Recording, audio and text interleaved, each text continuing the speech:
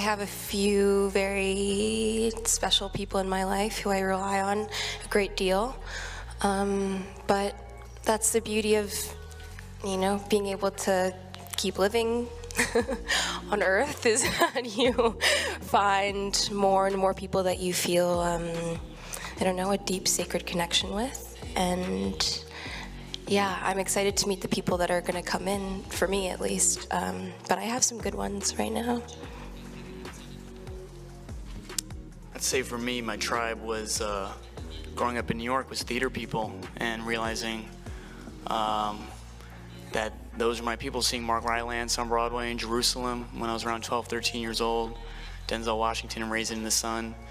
I lost my grandmother this year, and I realized as she was passing, and my mom and I were talking about Kiss Me Kate, a musical that she had been in when she was young. As someone that sort of struggled, as you just said, who my tribe was, where I came from, with parents from very different backgrounds, I realized as my grandmother was passing that without sound, you know, that we're show people and that we're theater people and actors, and I felt at home in that moment.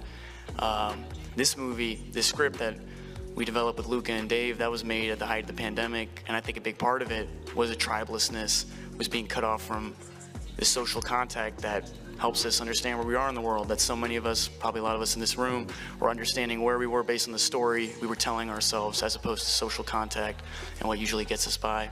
And I saw this story about Marin and Lee, primarily Marin, because this is Taylor's movie and she does a beautiful job carrying it, are intensely isolated young people without identity really yet, that find affirmation through the mirror of love, through the mirror of each other's gaze.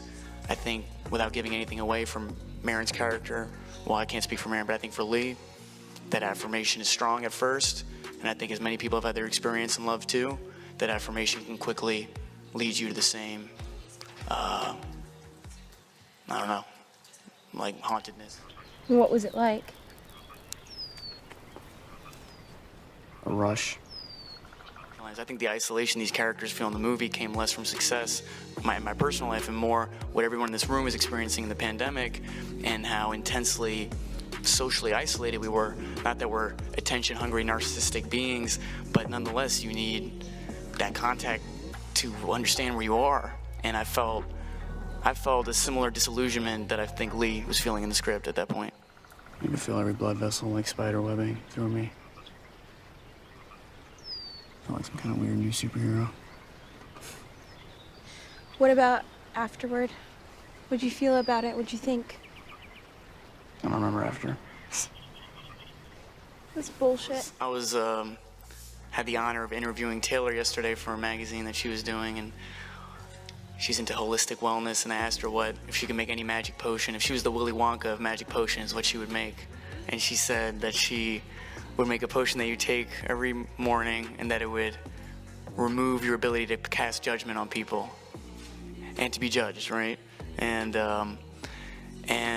I think true to that sentiment, to be young now, to be young whenever. I can only speak for my generation, but it is to be intensely judged. I can't imagine what it is to grow up with the onslaught of social media, and it was a relief to play characters that are wrestling with an internal dilemma, absent the ability to go on Reddit or Twitter or Instagram or TikTok and figure out where they fit in, which is without casting judgment on that, because if you can find your tribe there, then all the power. But I think it's tough to be alive now. I think societal collapse is in the air. It smells like it, and without being pretentious, that's why hopefully these movies matter, because that's the role of the artist, or so I'm told, is to, shine a light on what's going on.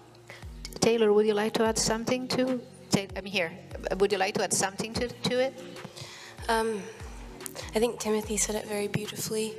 But yeah, I mean, I have a little brother who's 19, 20-ish, and thinking about him in this world and the, self-judgment and the judgment of others, and that opinions seem so flooded in your everyday in such a drastic and severe way. It's so scary, because the hope is really that you can find your own sort of compass within all of it, and that seems like it's a difficult task now, and is I don't know the future of that, but yeah, it's something that's on my mind a lot. Hey, I'm not just gonna tell you what you want to hear. You ask me a question, I gotta answer it.